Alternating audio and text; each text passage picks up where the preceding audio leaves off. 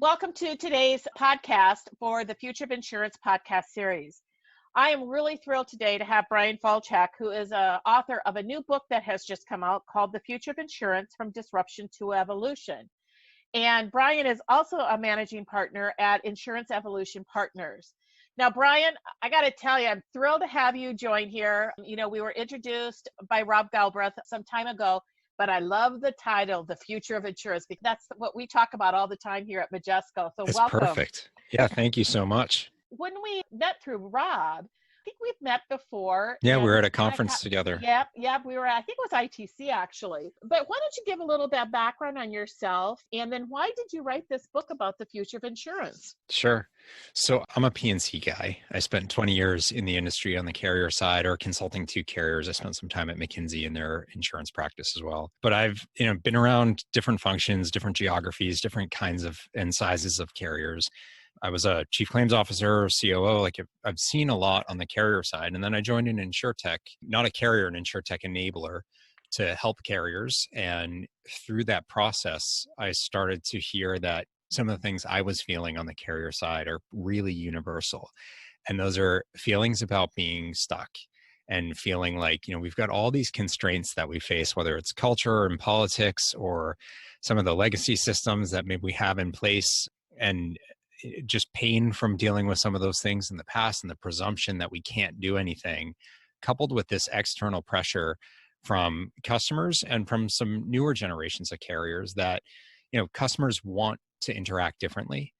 And for some of these new carriers, they don't have a lot of the same constraints. There's still regulation and things like that, but, maybe they're started by software engineers and people who don't have, 100 years of the cultural baggage that we're feeling on the incumbent carrier side. And I kept hearing the same thing, that we're stuck, we can't, we're too far behind. And yet some are.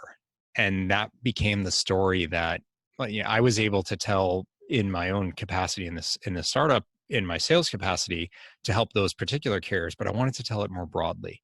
And that's where the idea for the book was born, is let's talk about the situation we find ourselves in, and let's look to examples of carriers who have done things to break through those barriers, those handcuffs, whatever you want to call them, to be able to innovate and evolve despite all those constraints, and in response to what customers really are demanding these days, in terms of a new way of doing business with them. Can't agree with you more, because we see that a lot too, because we're working with both existing insurers as well as a number of startups, whether they're a full stack insurer or that it's an existing insurer that's got a new kind of business unit that they're going to introduce an innovative new product or an MGA. Those that are really uninhibited by their current processes and their current business models really have the ability to really get out to market so much quicker and really test some things to see whether or not it's really going to be effective or not, and in a cost-effective way. It's just, It changes everything. Yeah, completely. So in your book, you talk about the first disruption, that led to the rise of incumbents. Expand on this. I joined the industry as the internet was becoming a thing. It was a very interesting time, especially if you were in the agent or broker space. And the theme hasn't necessarily changed for them, but back then the war cry was really, really strong, that it was like, sound the bell, agents and brokers are dead. This is going to be the end of them. Everything's going to go through the internet, exchanges and aggregators and whatnot. And of course, that's not what happened. It's not to say some of those things aren't around today, and a lot of them actually are focused on helping the agent and broker channel, or maybe being a conduit for them to access other markets. But what was going on in 2000 was like, this is the end of days for them, and you need to get on board with these exchanges. I don't think a single one of those exchanges, or maybe not more than a couple of them, are still around today. And of course, the agents and brokers are. And the ones who aren't, it's just because they merged with someone else, or the channel died. So that was disruption number one. And while it changed a lot of how we do business, like definitely the way people bought and serviced insurance changed. Online quote and bind and servicing your policy and payments, all that, those things all came into the market, and that was different. But what it never really did was threaten the existence of carriers. The focus was really on distribution. Today is different. Today is not, there's still lots of distribution talk and other enabling technologies. I was a claims guy, so all the talk about drones when those were coming out, every adjuster at every conference was like, what's going to happen to my job? That's the only questions when they'd open up the floor was from people who are like, do I still get to work tomorrow? So there's still been disruption, but the real disruptive threat, or the different disruptive threat to carriers, is these new carriers. And it's not that having new carriers is a new thing. We've always had startup carriers, but they were really like legacy style startups, same kind of structure and systems and all that kind of stuff. The current generation of startups is coming with a cleaner slate, and they're coming tech first, and they're starting with different ways of doing that customer interaction. Maybe they're changing a bit of the product and the structure of it and the way it's delivered. That's new. And carriers haven't had that level of disruption is such a trigger word, but that level of disruptive threat, it doesn't mean it's going to put them all out of business. So that's another discussion in the book, but it is really different, and it is in direct aim at the incumbent space in the market. So do you remember, I remember back in the early 2000s, I was at a court at the time. Remember when Progressive came on to the scene and everybody kind of poo-pooed the whole, driving around with the vans, for the Progressive, claims type of event. But it was very different, and they got a lot of profile media because of what they did. Obviously that's evolved and changed, but they were pretty disruptive and they were pretty innovative, but they still embraced that agent channel as well. Yeah. But, they've really tried to kind of keep out there at the leading edge. And, there's like one or two of them out there that are kind of like that now have really kind of evolved into powerhouses, so to speak. But we really did not see that many new insurers come from a startup, so to speak, back then. That we're now seeing today, wide array of different insurers that are now actually valuation wise bigger than many of those traditional insurers. Yeah. Yeah. I mean, look, it happens in lots of industries. Tesla has become the most valuable car company in the world. Yeah. And for some reason, I just don't see them being worth more than Toyota right now, but doesn't mean they're not cool and all that. Yeah. The valuations I kind of set aside because there's lots of things driving that. Some of it real, some of it not, some of it hype. I do think it's interesting what we'll get out of this, whether you want to, subscribe to everyone's going to be buying insurance from a company named after a drink or not, doesn't really matter. The point is there are things that are going on that are different in the product space, in the delivery space, that as an industry, people are waking up to. And so I think that's where going from the idea in the subtitle of the book, From Disruption to Evolution, that's what it's about, is we don't have to just sit here and be made irrelevant, stand by the same old way we've always done things when customers want different. And now there are entrants who are providing them that different experience. We can change.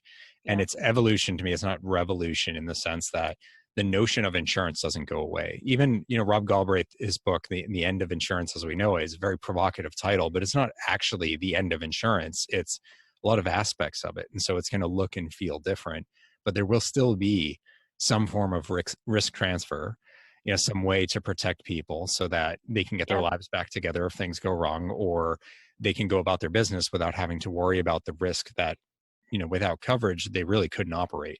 I think those things will be maintained. It's a question of exactly what that looks like. And it's like personal auto.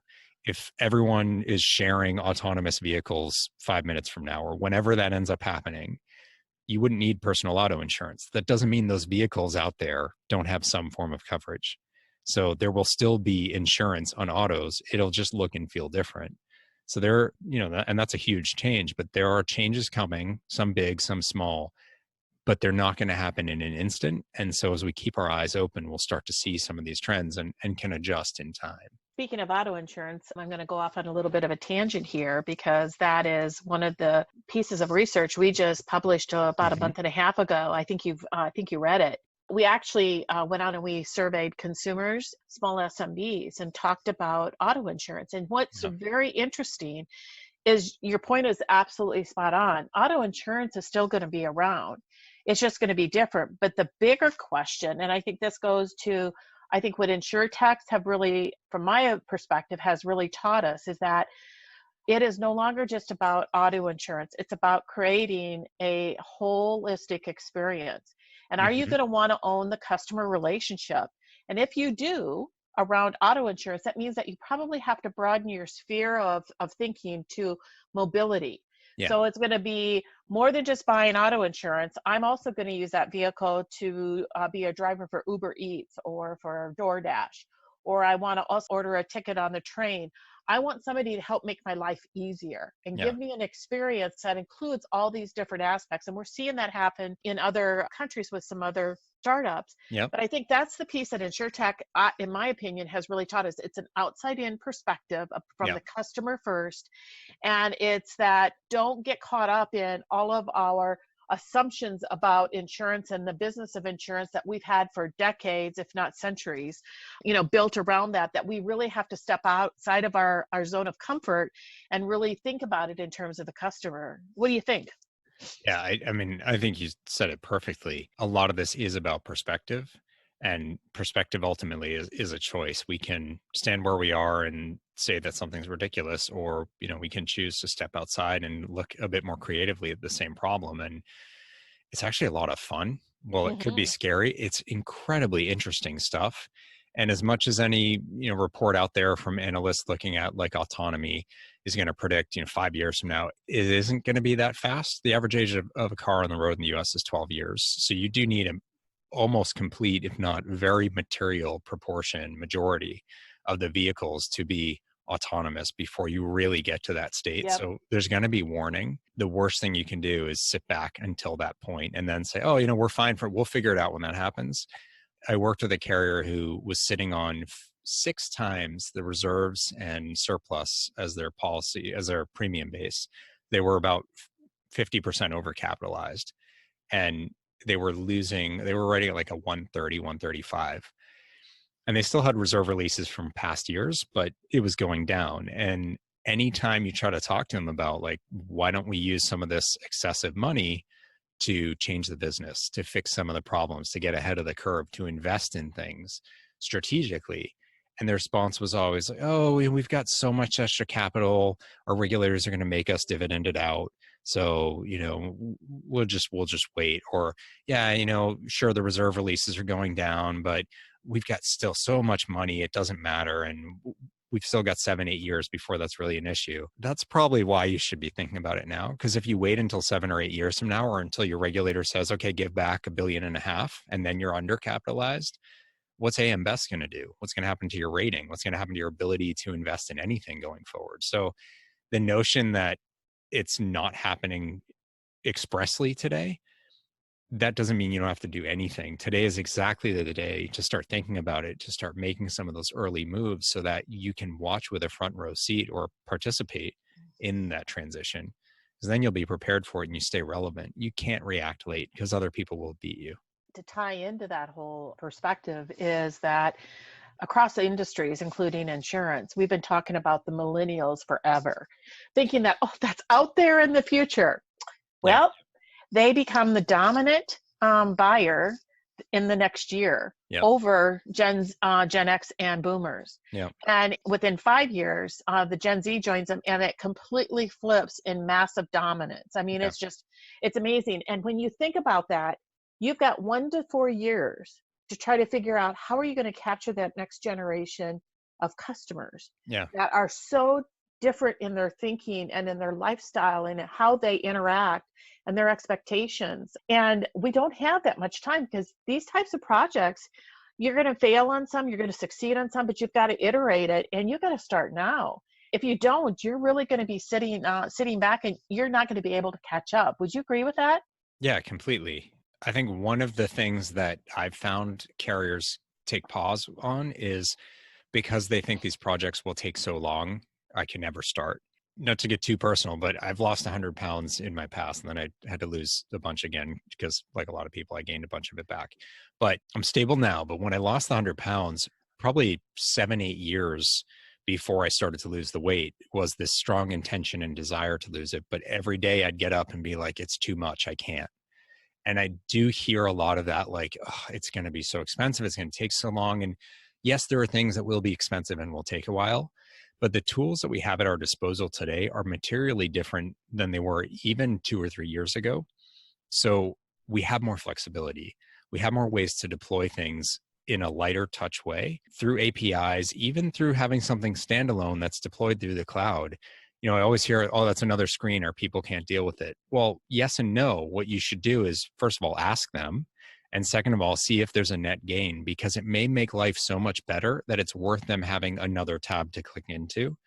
You don't have to integrate everything at a very deep level in a huge project. So before you swear anything off because it's too big or too long, and so we'll never do it, now is actually the time to do some of these experimentations. And because they're cloud deployed and using APIs so often now, you can play around, you can pilot things, you can do it on a small scale and test and refine and reiterate. You don't have to go big bang or think of it as this painful, excessive process that frankly is going to cost 3 times what you budgeted for, and it's going to take 10 times longer, and everyone's going to hate you for it. And those days don't have to still be here. Talking about technologies, 4 or 5 years ago, we talked about emerging technologies. Nearly all of those technologies are now maturing technologies. We now talk about next generation types of technologies. What of those maturing and next gen technologies are you really excited about for the potential transformation and innovation in insurance? Yeah. And how do you see ecosystems fit in and that innovation of insurance in the future? Yeah. Well, so one of them is, I'm kind of going to cheat in this answer, but it's not really a technology. And actually, none of the things I talk about in the book ultimately are about technology decisions. But one that I think is incredibly important is partnerships. That's what ecosystems are all about ultimately. Absolutely. And you've seen some announcements in the US recently around like auto OEMs getting together with particular carriers for some of their smart car and connected car features. That's brilliant. You see way more going on in Asia. And I was just talking to folks in Nigeria, and I don't think a lot of people in the US or Europe would necessarily think of Africa as a hotbed for innovation in financial services yet. But I'm looking at something that they have on all of us that Asia had to an extent, but Africa even more so. People's first phone was a smartphone in many cases. Their first and perhaps only computer is a smartphone. That materially changes the whole notion of what and how people want to transact. And you can immediately move to digital and distributed, and they're used to apps, and they're used to apps that talk to other apps. And so I think there's some groundwork being laid outside of the US, outside of Europe, that we should be looking to in these markets about, well, who do you partner with and what could work? Because we have a time lag behind Africa and Southeast Asia and the rest of Asia, where they were mobile first. So I think that's actually going to be a teaching ground for us that will show us what are the kinds of things to piece together and should we start to play with. So partnerships are the big one to me. And I think there's enough examples out there that we really need to start experimenting, and they're not all going to work, and that's okay, but you still got to try. It's that minimum viable product and iterate quickly and either succeed or fail fast. Yeah. And learn from it. It's not for some companies, there's a sort of like, we failed, so bury it and let's not talk about it again and celebrate the winners. But you look at like the subscription model in the auto industry, pretty much every manufacturer has had some attempt at it, or maybe half of them. Volvo's the only one I know of that's actually had some real success to the extent that like they couldn't meet demand. I don't know financially how it's worked out, but every other company who's done it has pulled back on it. I still don't know that the subscription model works yet. I mean, don't forget, it wasn't that long ago that no one would subscribe to music, and that's why Apple was so successful. Yep. And all their competitors who did subscription do not exist anymore. And now everyone, including Apple, is primarily subscription driven. And, heaven forbid you try not to subscribe to music with Apple. All they'll do is sell you on Apple Music. But so, things change. So that's the kind of thing where like, look, that's not successful, but every car maker has talked about what they've learned from it. And you can be like, yeah, they're just putting, shiny bow on this failure. But I think actually they probably have. They've learned about people's preferences. They've learned about what you need from a service delivery standpoint. They've learned a lot of things, and they're not done learning. But I do believe they've been finding things out from experimenting in that. And they're things they never would have had a chance to see if they didn't do it. And I think we've got enough examples of possibilities for that. Like you mentioned Progressive, they were way ahead of everyone for pay-as-you-go, use-based insurance in auto insurance. And it really wasn't a success. And it's still a small part of the market, but outside of commercial lines where you could mandate that, these dongles get, these OBD2 port dongle things get plugged in on every piece of fleet equipment, it really hasn't been this runaway success. And there's a lot of reasons for it. But I'll tell you something, if you're playing in that, there's huge things you learn. I just talked to a carrier last week who most people stop using the device after like 90 days because they stopped caring and either their behavior changed or it didn't. And then the novelty wore off. But what they realized is it's the first 90 days. That's all that mattered. And there are huge benefits to it. It changes the driver. It helps them to identify better drivers who happen to stick around longer because the prices are better. Like there's all of these things that they figured out by getting over that, like, oh, we don't think anyone's going to do this, or look, it failed. No one's kept using it. If you just the look other at data. yeah, it's everything else. And it's like, okay, well, if people stop using it at day 90, did you track what happened at day 490 in their policy or 1,090?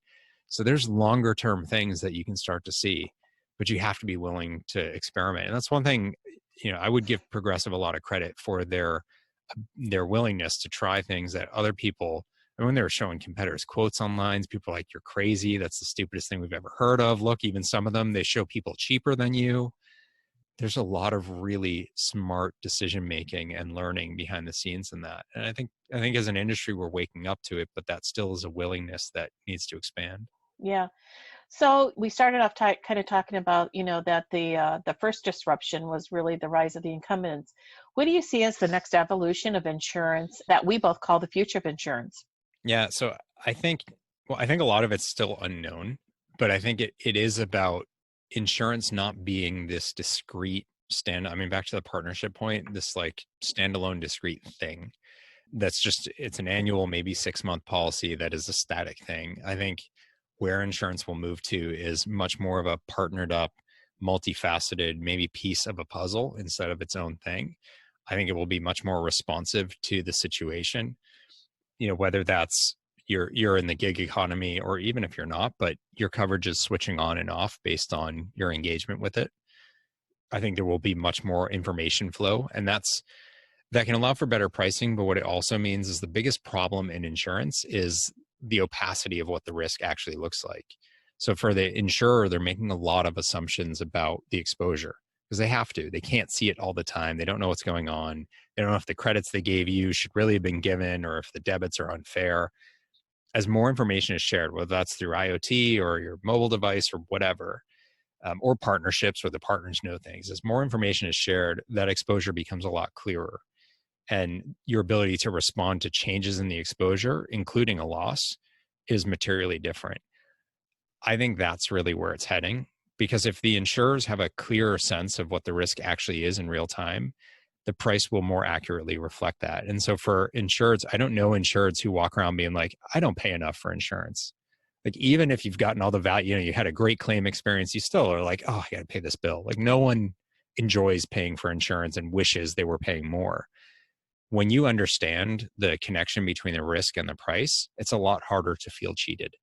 So I think on both sides of that equation, the perceived value of the insurance goes up dramatically. So ultimately, I think it doesn't mean people will like paying for it, but they'll understand it and they won't feel, a lot of people feel cheated out of paying their insurance every year or cheated by paying it because they get nothing for it. You hear that conversation over and over, but if you understand where it's coming from, it's a lot easier to be like, yeah, I wish I still had that $1,000 in my pocket, but I understand it.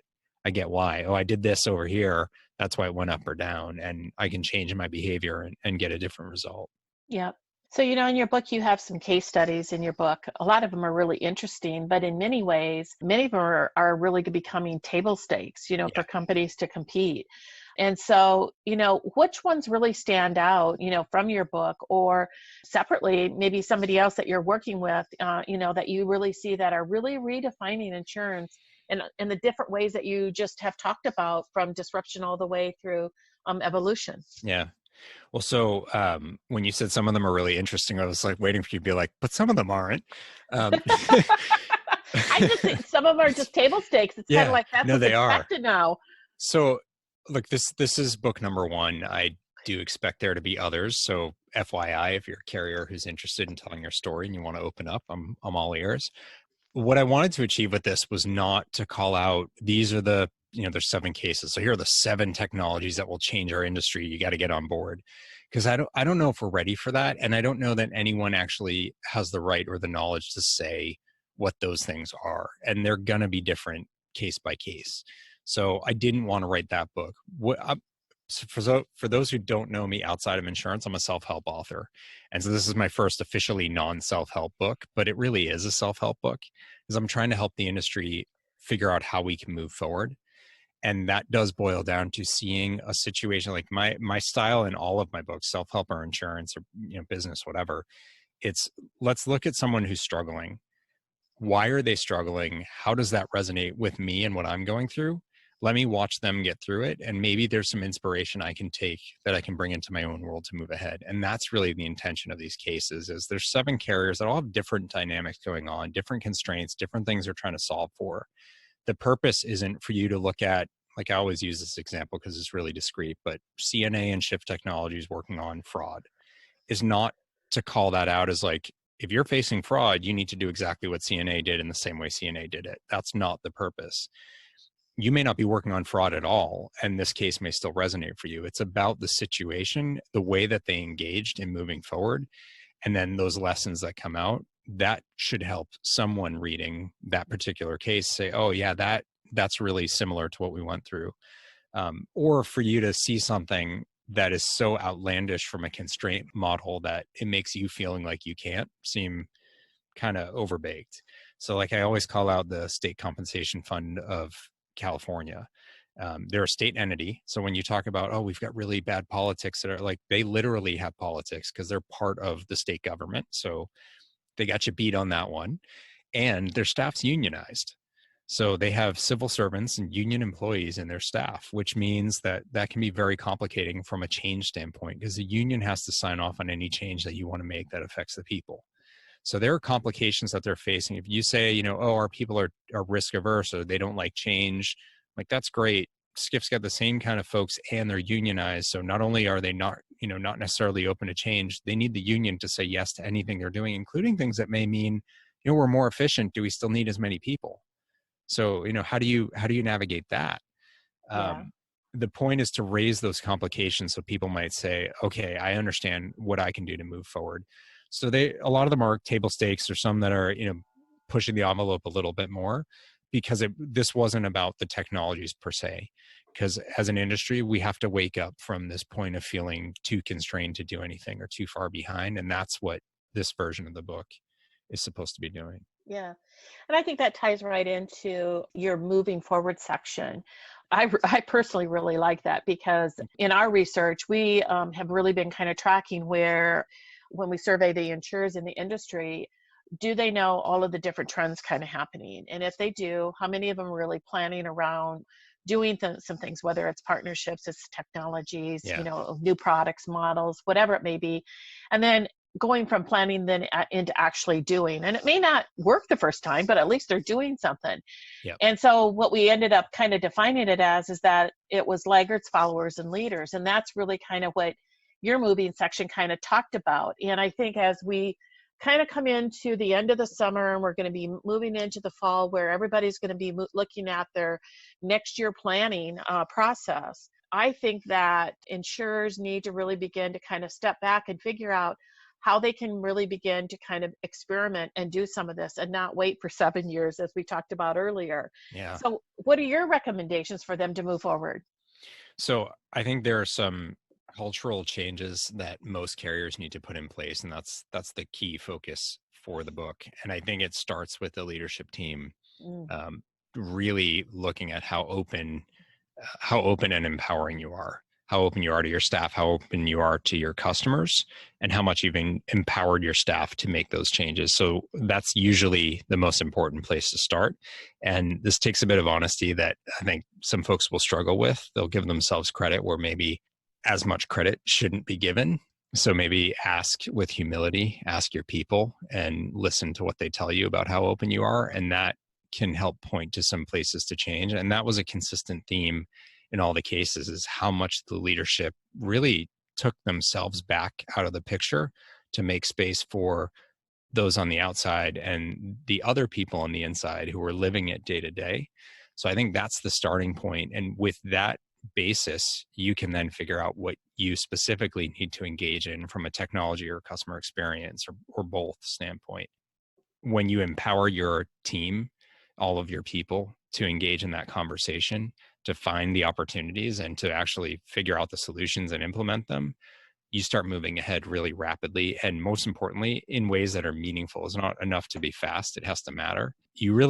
I think you feel that in these cases because those are teams that are truly empowered to figure out how to make things better. I've been at lots of different carriers, either as an employee or as a consultant, and I hear so many who talk about how empowering they are and non-hierarchical and all that. And I will tell you the vast majority aren't. They mean well, but there's more you got to do. And when you do get to that place and you're open and honest with your staff about what's going on, you really do. I mean, magically is probably too strong of a word, but you really do unlock an ability to figure out where do we need to go and how are we going to do that? And chances are the CEO or the C-suite does not have those answers. It's the group. Yeah, it's the group. And like those people are living on the front lines with the systems that, are frustrating them, or they wish they had newer or different tools at their disposal. They're the ones hearing from the insurers and the agents and the brokers, seeing the quotes from the competitors that they're trying to compete with. I mean, they have the research every minute of every day. And if you're not willing to listen to them on that, you're going to miss something. What's interesting to me though is we all have the research and we all have a lot of information, but I'm not sure that everybody's really synthesized that information into what does it mean for us? Yeah. Yeah. Kind of wrapping this up, two last questions. Where do you see the industry in the future, say in the next 3 to 5 years? And then if you could pick one word or phrase to describe that future of insurance, what would it be? So where do I see the industry in the next few years? I think that a lot of the players will be the same. I think some of the market shares will be different, but I don't think it's going to be a case where, the companies we look to as the leaders in P&C today from a market share standpoint will be gone, and replaced by new names. I think there will be quite a bit of acquisition of some of the new players. And that's an interesting one to watch because the question is, do you just buy them and sort of put that competition away, or do you bring it in and really invigorate your ability to change from that? So that's kind of the test I want to watch for. Is I'm sure there will be acquisitions of some of the startup carriers and the really cool things that they're offering on the market. So then the question is what happens to those new approaches and solutions? I think if I had to come up with one word, I would say unclear, but that's not a great answer. But I think that's kind of the reality. Is it's easy to sit in judgment and on either side of the insurtech equation, either looking at legacy carriers and calling us all stupid and we don't get it and we're going to die, which I hear plenty of that at ITC. Or the flip side is viewing the startups and saying they don't understand insurance, they're not going to make it. It's a flash in the pan. Their valuation is going to crash down. The results are bad. Whatever the judgment on both sides, I think the reality is both have value. There's interesting things to watch for. It's not totally clear how it's going to play out, but this, unlike 2000, I think this is a very strong point of change in the industry. A lot changed coming out of the early 2000s, but not like right now. And I think the biggest driver of that is on the customer side, because customers were changing, but lots of things in their life were still kind of disparate, offline, non-responsive, non-digital. That's not the case today.